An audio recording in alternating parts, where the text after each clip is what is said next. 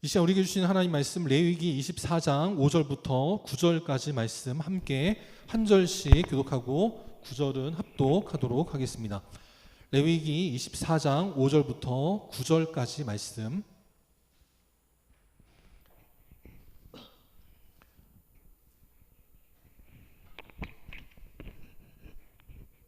교독합니다. 너는 고운 가루를 가져다가 떡 12개를 굽되 각 덩이를 10분의 2 에바로 하여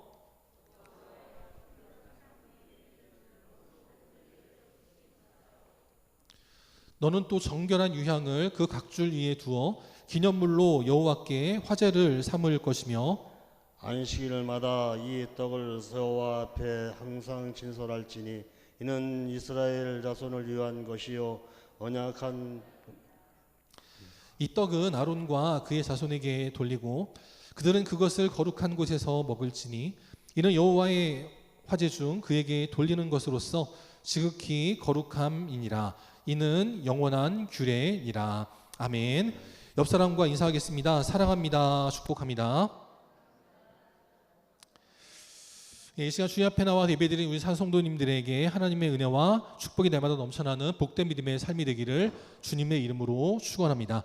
이 시간 생명의 밥을 먹고 일하라, 생명의 밥을 먹고 일하라는 제목으로 함께 하나님 말씀 나누도록 하겠습니다.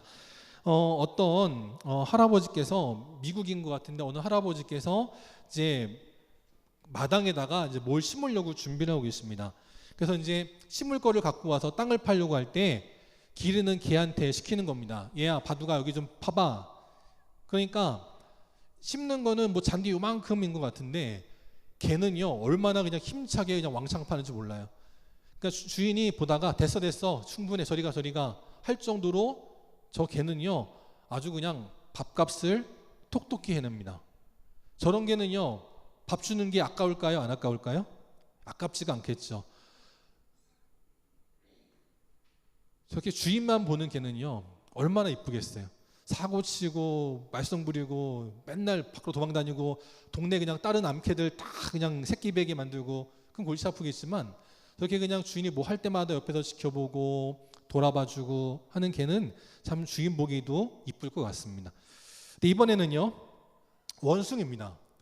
원숭이가 사람 집에서 살게 됐는데 너무 평안하게 행복하게 있다 보니까 저렇게 그냥 살이 띠룩띠룩 쪄가지고 원숭이가 나무를 타고 날아다녀야 되는데 날아가지는 못하고 저렇게 앉아 있습니다. 그냥 사람이 주는 것만 먹는 것만 그냥 익숙해지니까 뭘 자기가 찾아다닐 생각도 안 하고 가만히 앉아 있기만 하니까 살이 그냥 저만큼 띠룩띠룩 쪄가지고 있다라는 거예요. 우리 사랑 용관계 성도들은 밥값을 하시는 성도입니까? 아니면 주시는 것만 낼름낼름 받아 잡수시는 분들입니까? 누구시죠? 우리 심선재 집사님. 아멘. 감사합니다. 네. 자, 이제 오늘부터 애찬을 해요, 안 해요? 그럼 여러분 뭐 하셔야 돼요? 밥값 하셔야 돼요. 네. 심선재 집사님 가장 크게 하신다고 하셨으니까 지켜보도록 하겠습니다. 물론 뭐 아니 이태수 성도님이에요? 누구예요? 그래요? 죄송합니다. 네. 너무 고개를 수그리시길래 저는 심선재 집사님인 줄 알았어요. 네. 제가 작년에 이제 코로나 걸리고 나서부터 다시 점심을 못 먹었는데 밥을 먹자고 제가 얘기를 못 꺼낸 이유는 이게 몇 분만 고생을 하셔서 제가 밥을 다시 먹자는 말을 못 했습니다. 근데 이제 지난주부터 교회학교 교사들 밥을 먹어야 되는데 그래가지고 이제 그 얘기를 꺼내면서 다시 이제 얘기가 이제 커져가지고 오늘부터는 전교연 식사를 하게 됐습니다. 일단 뭐 다 아실 텐데 이원자 권사님이 총대를 매셔가지고 준비하시겠다고 하셨어요. 그래서 이제 하게 되는데 저는 사실 좀 걱정이 많습니다. 이것도 하다가 또 어디 또 그냥 또 탈나시는 거 아닌가 또 걱정이 좀 많이 됩니다. 그래서 또 이제 강미숙 권사님하고도 잠깐 얘기를 했는데 뭐라 말씀하시냐면 저기 우리 밥 먹는 새벽 예배실 청소나 이런 것들은 우리 홍사옥 장로님, 뭐 정종훈 권사님, 강미숙 권사님 하신다는 거예요. 설거지하고 저기 식당 청소하고 그 다음에 이제 재정 보시겠다는 거예요. 2시에. 그러면 재정부 저분들은 밥 먹고 나서부터 주방 일 다 하고 그 다음 재정부 일 보면 한 3시는 돼야 집에 돌아가시는 거예요. 이게 어쩌다 한 번은 뭐 그럴 수 있는데 매주를 또 재정부를 이제 또 2년을 다시 시작했으면 2년간을 만약에 그렇게 한다 그러면 저 같아도 그렇게 못할 것 같아요. 그러니까 제가 그냥 겸손하게 또 공손하고 정중하게 부탁을 드리겠습니다. 여러분들께서 도와주시면 감사할 것 같아요. 청소 그거 뭐 옛날에는 뭐 남자분들 뭐 안 하셨겠지만 지금은 젊은 분들이 없어요. 작년에 남성교회 총회하면서 정정 목사님 회장으로 추대할 때 잘 도와줄게 해줘 그러셨는데 청소도 네가 해 그러시면 안 되잖아요. 제가 그때 총회에 참석하신 분들 제가 한 분 한 분들 다 기억하고 있는데 안 오신 분들 그렇다고 안 오셨으니까 괜찮다는 거 아닙니다. 안 오신 분들도 하셔야 되는 거예요.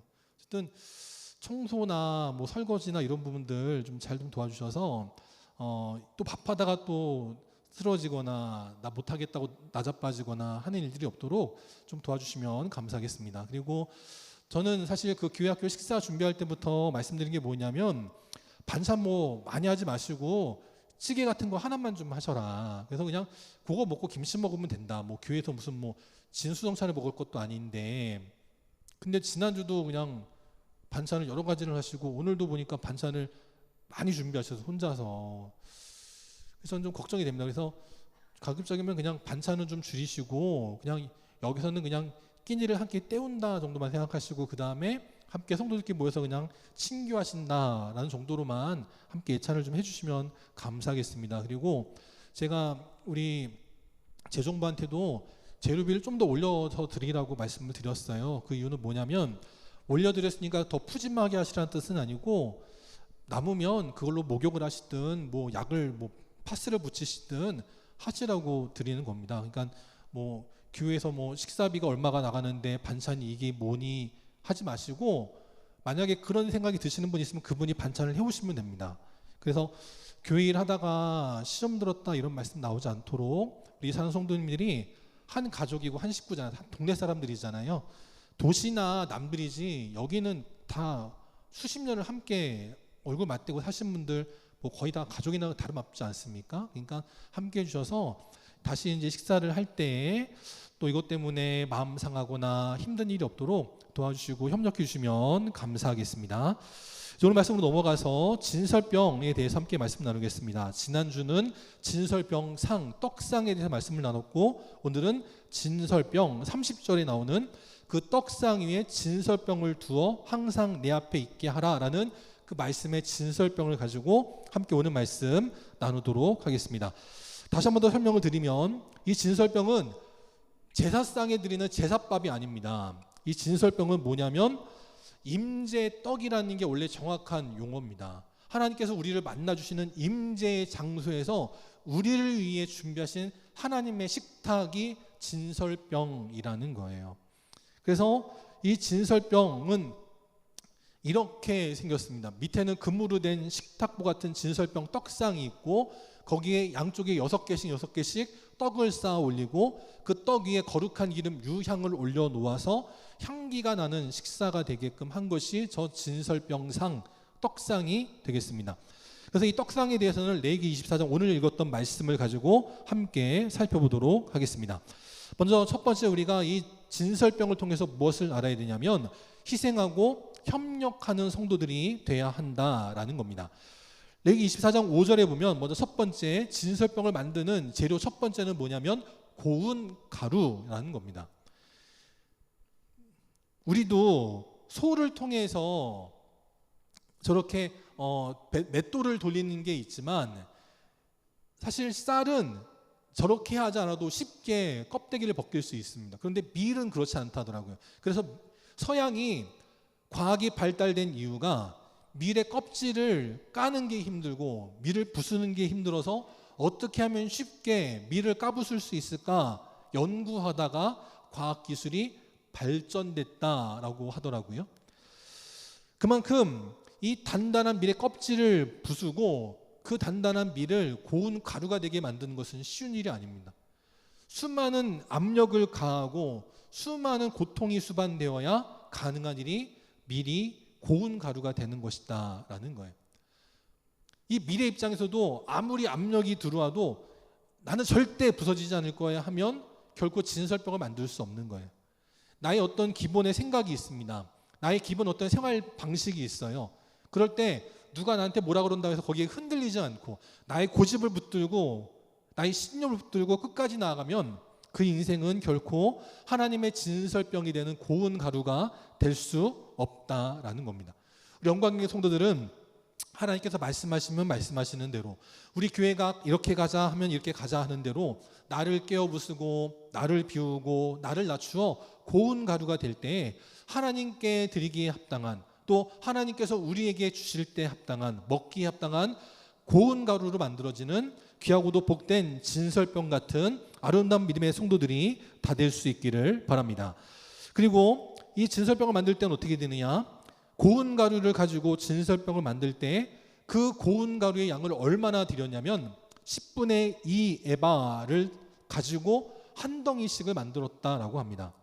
근데 이 10분의 2 에바가 얼마냐면 밀가루 2대 반 정도 되신다고 생각하시면 되는 거예요. 아마 여기 우리 여자분들은 한 대의 분량이 어느 정도인지 잘 아실 테니까 2대 반을 가지고 떡 한 덩이를 만든다 그러면은 굉장히 클 거라는 게 짐작이 되시죠. 이스라엘에 가면 지금도 성경에 나오는 대로 진설병을 만드는 곳이 있다고 하더라고요. 그래서 우리나라의 MEM 연구소의 유병성 목사님께서 이스라엘에 가서 진설병 만드는 것을 직접 보시고 찍어 왔습니다. 그래서 성경에 나오는 대로 10분의 2 에바, 밀가루 2대 반을 가지고 진설병을 만들면 크기가 저만큼 큰 크기가 나온다는 거예요. 그러니까 아까 보여드린 그 진설병상은 좀 모형이라서 그런 거고, 실제 성경의 재료대로 만들면 저만한 크기의 진설병이 나오는 겁니다. 저게 몇 개라고요? 12개. 그만큼 크기의 진설병, 떡을 만들어야 되는 거예요. 그리고 저기 보면 저 떡의 모양이 약간 이렇게 부풀을 올랐죠. 저게 뭐 파운드 케이크처럼 저렇게 만든 게 아니고, 요거는 나중에 이제 솔로몬 성전에서 진설병을 드릴 때 방식으로 만든 건데, 떡을 저렇게 큰 크기의 무게의 떡을 12개를 6개씩 쌓아 올리려고 그러면 맨 아래에 있는 거는 이렇게 짜부러지기가 쉽잖아요. 그러니까 짜부러지지 말라고 틀을 만든 겁니다. 수증기는 빨리 빠지고 떡은 부서지지 않도록 하기 위해서 틀을 만들어 놓고 저렇게 저 틀 위에다가 떡을 올려 놓았다라는 거예요. 그래서 저런 모양으로 만들었지, 아마 옛날에는 그냥 평평하게 저만한 크기의 진설병을 만들었을 것이다 라는 겁니다. 그러면 저렇게 큰 덩어리의 떡을 12개나 만들어 놓고 매 주일마다 안식일마다 옛것은 물려내고 새 것을 올리게 됩니다. 그러면 지난주에 진설병은 어떻게 하느냐?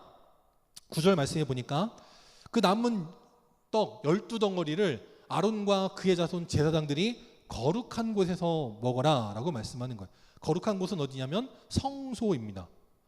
그 성소에 제사장들이 우르르 들어와가지고 저 떡을 다 먹어야 되는 거예요. 저 떡이 12개면은 몇 명치냐면 400명에서 500명이 먹을 수 있는 크기라고 하더라고요. 그러니까 이 제사장들이 조를 짜가지고 한 조씩 들어가서 먹고 나오고 두 번째 조 들어갔다가 나오고 그런 식으로 해서 모든 제사장들이 다 먹으라라는 거예요. 그러니까 어느 한 사람이 몇 명만이 특권을 받은 자만이 먹는 것이 아니라 이스라엘 12지파를 책임지는 각 지파의 제사장들 모두가 함께 그 떡을 먹으라. 이것이 하나님의 영원한 규례다라는 겁니다. 12지파들 가운데에도 우리나라도 보면 어느 지역은 인구가 많습니다. 어느 지역은 인구가 적어요. 어느 지역은 세금이 많이 거칩니다. 어느 지역은 세금이 적게 거칩니다. 그렇다고 해서 차별하지 않고 니네는 사람이 많으니까 세금을 많이 내니까 많이 먹어 그렇게 하지 않으시고, 많이 내나 적게 내나 인구가 많으나 적으나 모두가 똑같이 한 덩어리씩 모두가 공평하게 먹어라 라고 말씀하더라라는 거예요. 이것은 뭐냐? 우리 모두가 함께 하나님의 귀한 사역을 맡아서 책임져야 된다라는 겁니다. 그래서 두 번째 우리가 알아야 될 건 뭐냐면 모든 사역에 균형을 잡아야 된다라는 거죠. 이 떡을 어떻게 하냐면 삶는 것이 아니고 구워라 라고 말씀을 하십니다.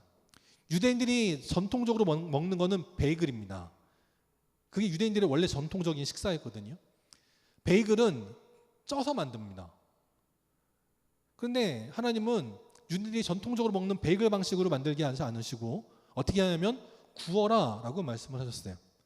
제가 지난주도 잠깐 보여드렸지만 불을 써서 구울 때엔 어느 일정한 부분이 타지 않도록 돌려줘야 될 필요가 있습니다.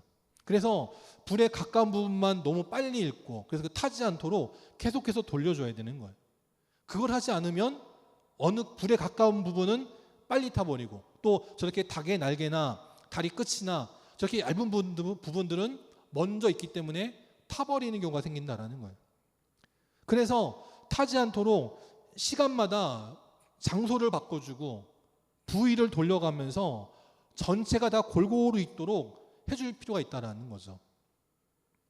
그걸 하지 않을 경우 어떤 일이 벌어지냐?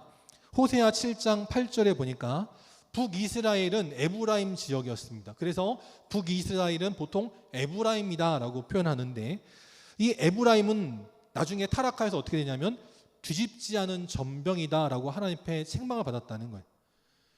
윗부분이 익었습니다. 그럼 뒤집어서 아랫부분 익게 해줘야 되는데 그러다 그냥 내버려 두니까 뒤집지 않은 전병. 그래서 한쪽만 타버리고 나머지 반대편은 설익어 있는 상태 그렇게 돼버릴 수 있다는 거죠. 우리 영광교회도 어느 한쪽 분야만 힘쓰는 것이 아니고 모두가 다 함께 하나 되어져서 예배와 찬양과 기도와 봉사와 교육과 전도와 선교와 친교와 교제와 모든 것에 있어서 어느 것 하나 부족함이 없는 아름다운 믿음의 교회, 아름다운 믿음의 성도들이 될 수 있기를 바랍니다. 사람이 얼굴이 예쁘려면 어떻게 해야 돼요? 이게 이목구비가 균형이 맞아야 됩니다. 눈이 크면 이쁘지만 그렇다고 눈이 또 너무 크면 이게 이상해요. 코가 오똑하고 이렇게 코가 이렇게 솟으면 좋지만 또 그 코도 너무 하면 문제가 있습니다. 그래서 성형수술을 하는 분들 가운데 보면 처음에는 눈만 해야지 하고 눈을 했는데 눈을 하고 나면 어떻게 되냐면 코가 안 이쁜 거예요. 코를 하게 됩니다. 또 코를 하고 나니까 다음에는 턱이 안 이뻐요. 이게 다 손대게 되더라라는 거죠. 우리 교회도 온 성도가 함께 하나 되어져서 하나님께 우리에게 맡겨주신 일이 있을 때 아유 나는 이거 하니까 저건 안 해도 돼 하는 것이 아니라 우리 모두가 함께 모든 사역에 균형 잡히게 일할 때 어느 한 부분은 타고 어느 한 부분은 설익는 일이 없는 우리 모두가 다 하나님 앞에 아름다운 믿음의 진설병이 되는 겨우도 복된 성도들이 될 수 있기를 바랍니다. 또 세 번째, 우리는 무엇을 기억해야 되느냐? 모든 이들이 말씀 앞에 서야 된다라는 것을 기억해야 된다라는 겁니다. 떡을 구울 때 그냥 하나님께서 크게 한 덩어리를 굽게 하실 수도 있습니다. 아니면 그냥 나눠서 떡 한 덩이 두 덩어리로만 하실 수도 있어요. 근데 그러지 않으시고 하나님은 굳이 떡을 12개로 구워라 라고 말씀하셨습니다. 그럼 뭐냐면 모든 지파가 다 하나님 앞에 서기를 원하셨고 하나님께 베푸시는 은혜의 밥상 위에 모든 지파가 함께 나와 그 밥상을 함께 먹기를 원하셨다라는 거예요. 그래서 이 진설병은 뭐냐? 하나님께 드리는 제사상이 아니라 이스라엘 자손을 위해 주시는 것이다 라고 말씀하셨다라는 거죠. 이것은 저 광야 시대, 구약 시대 때부터 지금 신약 시대를 지나 성령 시대를 살아가는 우리에게도 동일하게 말씀하는 것입니다. 그 예배 드릴 때에는 우리 모든 성도들이 함께 나와 예배 드려야 된다라는 거예요. 그리고 또 이 떡을 진설할 때에도 어떻게 했냐면 6절에 보니까 두 줄로 한 줄에 6씩 이렇게 진설했다는 겁니다. 크기는 비록 다르지만 저렇게 6덩어리씩 두 줄로 했다라는 거예요. 그건 뭐냐면 짝이 있어야 된다라는 겁니다. 떡을 그냥 한 줄로 세우면 외롭다라는 거예요. 떡도 두 덩어리 두 줄로 돼 있어야 외롭지 않고 짝이 맞다라는 거예요. 그리고 영광교회 성도들도 무언가 일을 할 때 혼자 하지 않고 함께 할 수 있는 성도들 될 수 있기를 바랍니다. 그래서 오늘 제가 아침 9시에 이제 주보를 갖다 놓으러 이렇게 나왔거든요. 그랬더니 노치아 권사님께서 이렇게 들어오시는 거예요. 그래서 권사님 왜 이렇게 일찍 오셨어요? 그랬더니 이원자 권사님이 아침부터 일찍 와가지고 식사를 준비하는데 도와주려고 오셨다라는 거예요. 노치아 권사님이 오실 때 어떻게 오세요? 이렇게 허리가 굽어서 오시잖아요. 새벽에도 새벽이 마치고 가실 때 보면 그 지하 새벽에서 올라와가지고는 여기 로비에서 이렇게 쉬었다 가세요. 그래서 예전에 뵀는데 앉아 계세요. 그래서 권사님 누구 기다리세요? 그랬더니 그게 아니고 허리가 아파서 좀 쉬었다 가려고 하신다는 거예요. 허리가 아파서 조금 갔다가 쉬어가지고 조금 가다가 쉬어가지고 그렇게 가셔야 되는 분이 이원자 권사님 혼자 일하신다고 그거 도와주시겠다고 오셨다라는 거예요. 그래서 참 감사하다. 그래도 역시 그래도 그 친구가 좋구나 그런 생각해 보게 됩니다. 여러분 혼자 있으면 외로워요. 하나님께서는 떡을 놓으실 때에도 한 줄로 12개를 놓으라 하지 않으시고 6씩 사이좋게 2줄로 놓으라 하셨어요. 기도하는 자리에도 친구와 함께 나오고 예배하는 자리에도 친구와 함께 나오고 봉사하는 자리에도 친구와 함께 나오고 또 섬기는 자리에도 부부가 함께 나오고 하나님께서 원하시는 어느 자리든 부모와 자녀가 함께 나와서 함께 모든 이들이 말씀 앞에 서고 하나님의 일을 이뤄나가는 겨우도 복된 인생들이 될 수 있기를 바랍니다. 그래서 우스갯소리로 이렇게 말씀들을 하세요. 이거는 뭐 진리는 아니고 그냥 우스갯소리니까 그냥 듣고 넘기시면 되겠습니다. 떡을 6씩 2줄로 놓게 하신 이유 중에 하나는 또 뭐냐면 성경이 66권이기 때문이다. 그렇게도 말씀하시는 분이 있어요. 이거는 그냥 웃자고 하시는 것 같습니다. 알기 쉬우라고 이해하기 쉬우라고 하시는 것 같아요. 근데 여기에도 하나님의 또 깊으신 뜻이 있는가 보다 싶기도 하더라는 거예요. 하나님은 성경이 66권으로 세워질 걸 아셨습니다. 하나님께서 성경을 66권으로 만들라 하셨기 때문에 아셨어요. 그러니까 떡도 66이 되게 하셨다면 우리의 인생도 하나님이 다 알고 계시는 줄 믿습니다.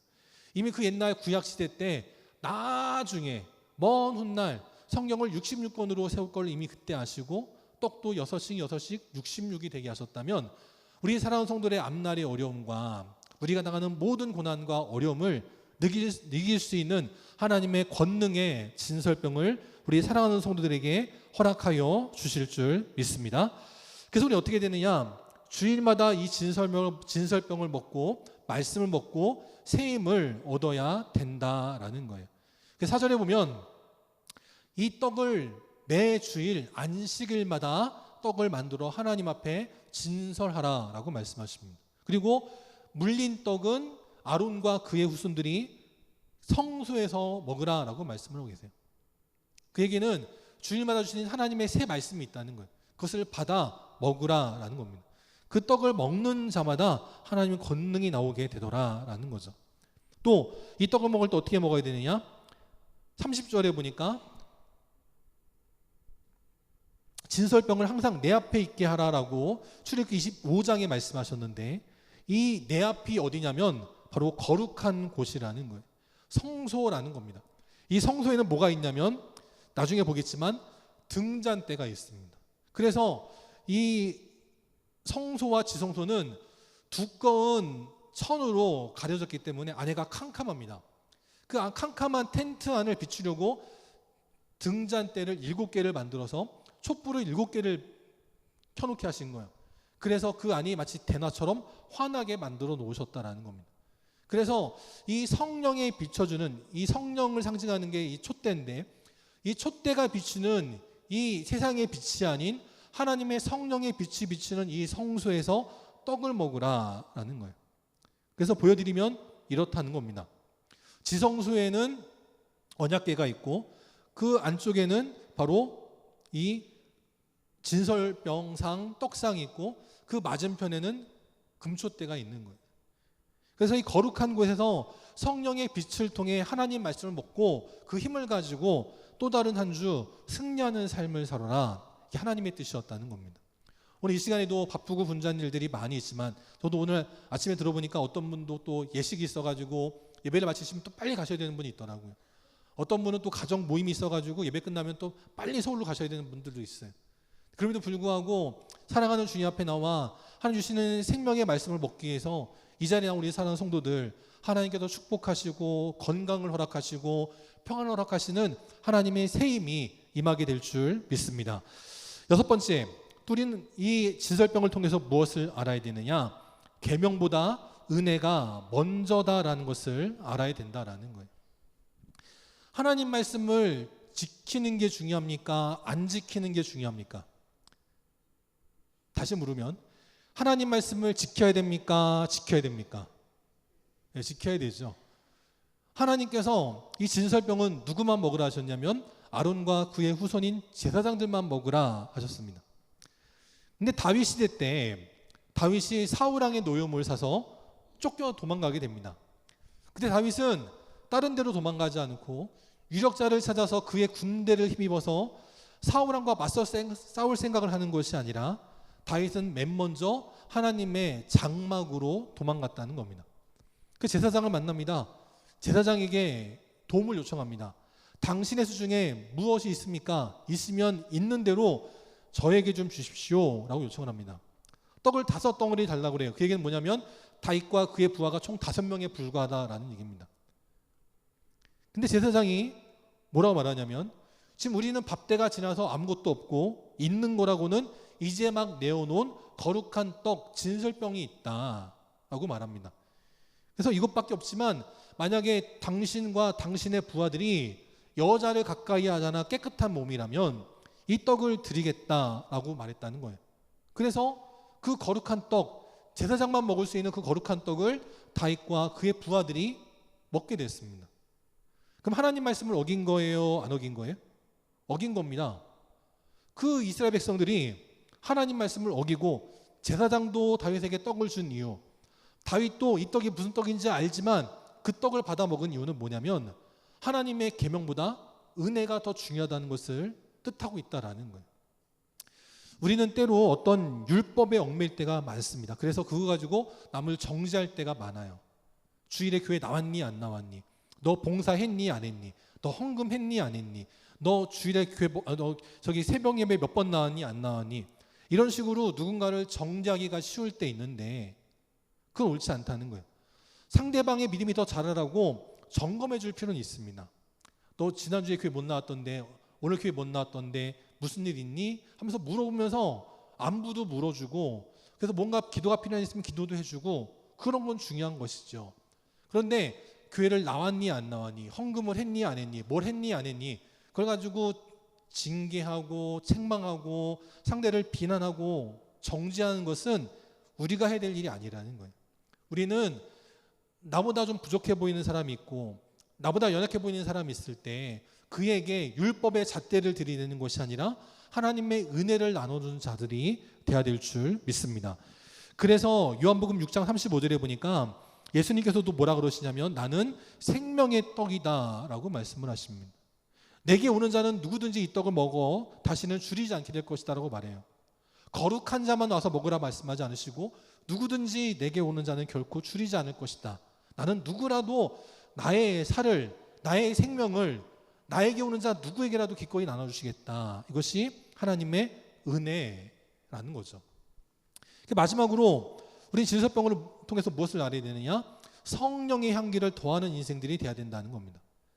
진설병을 만들 때 여기에는 평소에 이스라엘 백성들이 먹던 누룩도 들어가지 않고 이스라엘 백성들은 꿀을 넣어서 떡을 만들어 먹었는데 꿀도 넣지 않았습니다. 그러니까 아무런 향기가 없는 거예요. 소금만 넣었습니다. 아무런 향기가 없어요. 그래서 하나님은 그 진설병에다가 어떻게 하시냐면 유향을 올려두어라 라고 말씀을 하십니다. 그래서 이 모형에 보면 떡 위 맨 위에 뭔가 이렇게 주전자 같은 게 있는데 그게 뭐냐면 유향을 담은 주전자라는 거예요. 진설병에 넣지 말아야 될 건 누룩이 있습니다. 누룩과 꿀이 있습니다. 이거는 그 반죽을 더 먹기 좋게 포장해 주는 거예요. 이건 우리 성도들에게 옳지 못한 것이다 라는 겁니다. 그런데 진설병에 포함시켜야 될 것 넣는 것으로는 소금이 있습니다. 소금은요 썩지 않게 해주고요 맛있나게 해줘요. 밀가루만 하면 어떻게 먹습니까? 소금이 들어가야 먹을 수 있는 거예요. 힘들고 어려운 것도 있지만 그걸 하게 해주는 힘이 소금에 있다는 겁니다. 그 다음 넣지는 않지만 그 진설병 위에 올려두는 게 유향이라는 거예요. 그건 뭐냐면 아름다운 향기를 뜻하고 있습니다. 고린도후서 2장 14절에 보니까 우리는 누구냐? 바로 그리스도를 알게 하는 냄새, 아름다운 향기다라고 말씀을 합니다. 예전에 고기를 구웠는데 우리 애들이 딴짓하고 있다가 제가 고기를 굽기 시작하니까 아빠 고기 구워? 그러더라고요. 왜 그래요? 냄새가 나니까 그러는 거예요. 또 이번에는 하은이가 이렇게 놀다가 갑자기 냄새 그러더니 예은이 너 똥 쌌지 그러는 거예요. 정말 그래서 보니까 기저귀가 예전에 기저귀 살 때 두툼한 겁니다. 왜 그래요? 똥을 싸니까 냄새가 나는 거예요. 여러분은 그리스도를 알게 하는 믿음의 향기가 되십니까? 아니면 아유 귀다니는 사람들이 왜 저래? 특별히 요즘 넷플릭스에서 나는 신이다라고 하는 그런 프로가 방영되고 있습니다. 지금 우리나라 이단들 다 그냥 끄집어내가지고 지금 막 그러고 있는데 그걸 보면 사람들이 이단을 욕하는 게 아니고 교회를 욕하고 목사를 욕합니다. 목사가 다 저러지 그러는 거예요. 나도 이만희처럼 나도 정명석처럼 좀 나쁜 짓 좀 해놓고 욕먹으면 괜찮은데 난 그런 짓 아직 안 했는데 나도 똑같이 목사로 그냥 도매급으로 욕먹는 그런 현실을 살아가고 있는데 우리 교회 우리 목회자들 우리 사는 성도들은 이 시대에 조롱당하고 어려움당한 인생들이 아니라 그리스도를 알게 하는 아름다운 믿음의 향기가 나는 복된 인생들 될 수 있기를 바랍니다. 초대교회에 바나바라는 사람이 있었습니다. 이 사람은 착한 사람이었어요. 성령과 믿음이 충만한 사람이었습니다. 믿음도 좋고 심성도 좋은 사람이라는 거예요. 우리 기독교인들은 믿음만 좋아서는 안 됩니다. 믿음은 좋은데 그 믿음을 가지고 남을 정죄하는 사람들이 돼서는 안 되는 거예요. 믿음도 좋지만 사람도 좋아야 됩니다. 그랬더니 이 바나바 때문에 큰 무리가 죽게 더하여지더라 라고 말씀을 해요. 우리 사랑하는 성도들을 통해서 큰 무리가 우리 영광교회 위에 우리 사랑하는 주님께 더하여지는 아름다운 믿음의 삶이 될 수 있기를 바랍니다. 우리 백종원 대표께서 예산의 시장을 리모델링 했다라고 몇 번 말씀을 드렸는데 이번 주 기사에 보니까 이런 뉴스도 나왔더라고요. 예산시장에 지금 백종원 대표 때문에 장사가 잘 돼서 사람들이 많이 몰려왔습니다. 그랬더니 주변에 숙박비가 2배로 뛰었다라는 거예요. 관광객들이 하도 많이 오니까 자는 사람들한테 바가지를 씌우려고 숙박 요금을 2배로 뛰었다라는 거예요. 그래가지고 백종원 대표와 그 예산 군수가 함께 모여가지고 회의를 했습니다. 이러면 안 된다고. 이러면 다 죽어. 그러면서 안 된다고 회의를 했다는 거예요. 과연 몇 명이나 그 말을 들을지는 모르겠습니다. 근데 백종원 대표도 다 계획이 있더라고요. 그러면 그 다음 계획은 뭐냐면 자기 호텔이 있습니다. 더본 리조트. 그걸 예산에다가 짓겠다는 거예요. 정 그렇게 바가지를 씌우면 내가 리조트를 지어서 그 예산에 찾아오는 사람들이 바가지 쓰지 않도록 하겠다라는 겁니다. 참 백종원 대표를 보면 참 대단하다 싶은 생각이 들어요. 자기 고향을 위해서 자기 고향의 시장이 죽어간다 그러니까 자기 돈을 들여서 점포들을 사가지고 하고 어떻게든 내 고향을 좀 살려보겠다고 애쓰는 그 모습이 정말 얼마나 참 대단해 보이는지 모릅니다. 우리 모두가 다 백종원 대표같이 될 수는 없죠. 근데 또 얼마 전에 어떤 뉴스도 있었냐면 어떤 젊은이가 차를 타고 운전을 하는데 내 앞에 비틀거리는 1톤 트럭을 봤다는 겁니다. 아무리 봐도 앞차가 좀 상태가 안 좋은 것 같아요. 근데 어떻게 하냐면 빵빵거려도 답이 없으니까 자기 차로 그 트럭을 막아 부딪혀가지고 차를 세웠다라는 겁니다.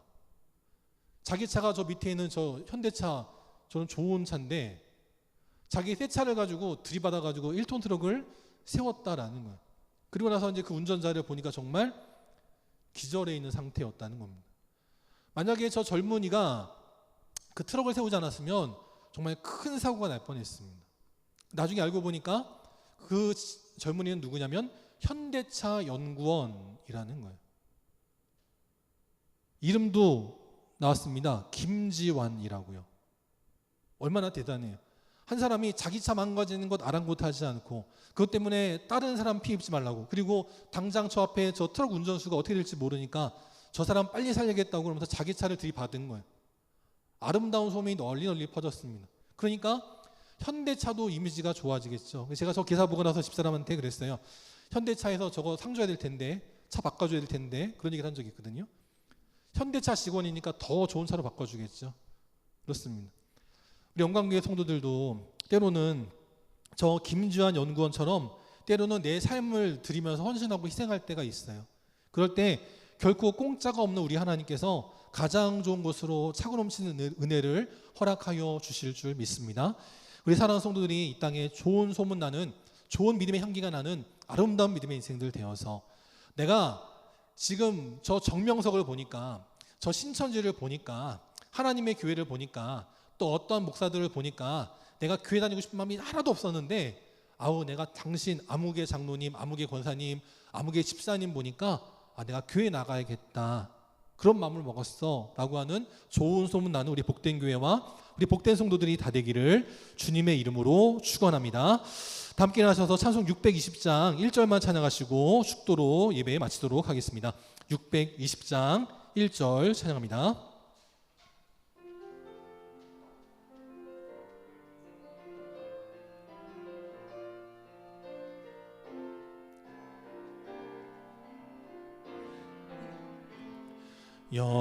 여기에 모인 우리 주의 은총 받은 자여라. 주께서 이 자리에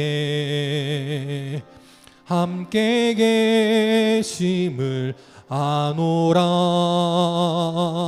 언제나 주님만을 찬양하며 따라가리니 시험을 당할 때도 함께 계심을 믿노라. 이 믿음 더욱 굳세라. 주가 지켜주신다. 어두운 밤에도 주의 밝은 빛 인도하여. 후렴만 다시 한 번 더. 이 믿음 더욱 굳세라. 이 믿음 더욱 굳세라. 주가 지켜주신다. 어두운 밤에도 주의 밝은 빛 인도하. 아멘. 함께 기도하겠습니다. 지금은 우리 주 예수 그리스도의 은혜와 하나님 아버지의 끝이 없는 사랑하심과 성령님의 함께 하시고 교통하시고 위로 인도하심이 오늘도 주의 말씀에 순종하여 은혜의 떡, 생명의 떡, 말씀의 먹을 먹고 이 시간 이 한 주 믿음으로 승리하여 하나님의 귀한 사명 감당하기를 원하는 우리 모든 영광의 성도들 머리 위에, 또 그 가정과 직장과 사랑하는 주의 자녀들 머리 위에, 또 시간 주의 앞에 나와 함께 예배드리기를 원하지만 이런저런 이유로 나오지 못한 안타까운 심령들 머리 위에, 나라를 지키는 국군 장병들 위에, 또 방역에 힘쓰고 있는 모든 공무원들과 의료진들 위에 이제부터 영원토록 함께 계시기를 간절히 축원하옵나이다. 아멘.